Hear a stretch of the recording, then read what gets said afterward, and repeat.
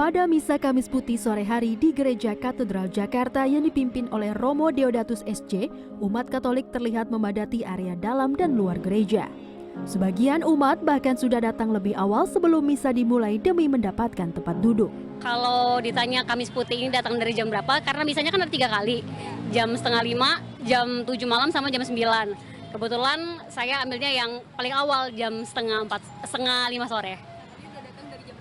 Datang ke sini itu jam setengah 4 karena takut nggak dapat tempat duduk. Dan tadi sempat registrasi nggak sih Kak? Dan gimana tuh proses registrasinya? Kalau registrasi kan udah dari sebelum Pekan Trihari Suci ini.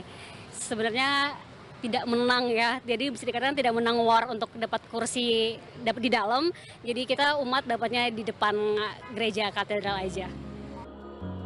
Kamis Putih merupakan salah satu rangkaian Trihari Suci menuju Hari Raya Paskah yang terdiri dari Kamis Putih, Jumat Agung, dan Hari Paskah. Ketiga rangkaian ini diperingati dalam satu minggu yang sama atau disebut Pekan Suci, setelah umat Katolik menjalani ibadah pantang dan puasa selama 40 hari. Kamis Putih memperingati peristiwa ketika Yesus mengadakan perjamuan terakhir bersama 12 muridnya sebelum disalibkan esok hari pada peristiwa Jumat Agung dan diangkat ke surga pada hari ketiga yang diperingati sebagai Hari Raya Paskah. Selain perjamuan terakhir, Kamis Putih juga memperingati peristiwa ketika Yesus membasuh kaki ke-12 muridnya. Peristiwa pembasuhan kaki kemudian dipraktikkan gereja Katolik di seluruh dunia setiap Kamis Putih. Tahun ini, para romo di Gereja Katedral Jakarta membasuh 12 kaki umat sebagai penggambaran murid-murid Yesus yang diwakili laki-laki dan perempuan dari kaum difabel hingga lansia. Dalam konteks zaman sekarang atau tahun ini, ketika gereja sangat mengajak umat manusia seluruhnya untuk mengadakan pertobatan ekologis, maka dua hal ini menjadi penting karena kita harus mengadakan pembersihan atas dosa-dosa kita kepada alam dan kepada kemanusiaan. Pada Paskah tahun ini, Keuskupan Agung Jakarta mengangkat tema besar bertajuk Kepedulian kepada Keutuhan Alam Ciptaan, yang mengajak masyarakat untuk menjaga kelestarian lingkungan. Tema besar Paskah 2026 juga terlihat dari dekorasi di sekitar Gereja Katedral Jakarta yang terbuat dari bahan-bahan daur ulang seperti dekorasi siluet wayang yang menggambarkan perjalanan Pekan Suci dan dekorasi salib Golgota yang menggambarkan penyaliban hingga kebangkitan Yesus.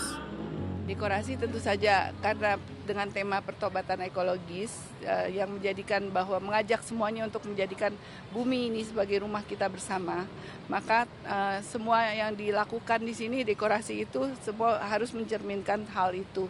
Contohnya ada sudut salib Golgota itu dipakai semua adalah barang-barang bekas. Jadi misalnya batu-batuan itu batu-batuan yang tersisa dari pembangunan. Kemudian juga kertas-kertas yang ada itu kertas-kertas tersisa juga dari kertas-kertas yang dipakai. Jadi semuanya adalah pemakaian daur ulang.